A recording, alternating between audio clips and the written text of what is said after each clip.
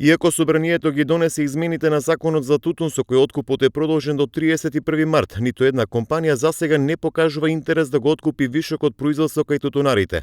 Во Струмичко градашорц има околу 60 на тони, а производителите се уште не знаат што со тутунот кој им стои по таваните и пластениците. Го проветруваат за да не им се расепе и не го фрлаат по депонии. Чекаат абер од некоја компанија. Он ги направи на картоне и нема кај да го дадаме. Гледам дека може да се расипа, морам да го претерам од тај картон на другиот, за да не се расипа. Ќе стое. Бараме некако издас, некој да ни помогне.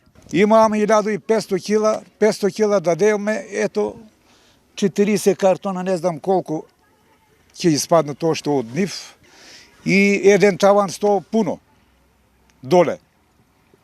Не е оште ни диплено.Оздруженијето Басмак од Василево потврдуваат дека кај откупувачите нема интерес за да се превземе вишокот тутун.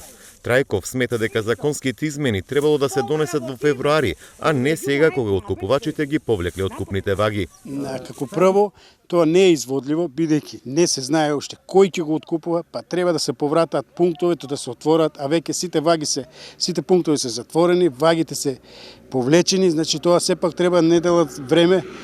Дали по истата мустра ќе се откупува, тоа ништо не се знае и не верувам дека ќе се откупува овој вишок на тутун што ние го представуваме, и луѓето веќе изгубија надеж и не можат да се. Производителите тврдат дека ќе се откажат од новиот производствен циклус. Од тони тутун им стои по домовите. Според надлежните, над 1500 тони тутун стои неоткупен. Откупувачите во февруари, освен договореното, откупува и вишокот тутунарите кои го привува кај Министерството за земјоделство. Ова е само еден од пунктовите во Струмичко градашорци кој е затворен, а откупните ваги се повлечени. Нема најава дека можно е да се отвори за да се превземе вишокот во ова населено место, за кој тутунарите немаат склучено договори. Од Министерството за земјоделство кажа дека се во преговори со турска компанија која може да го превземе вишокот тутун од ланската реколта.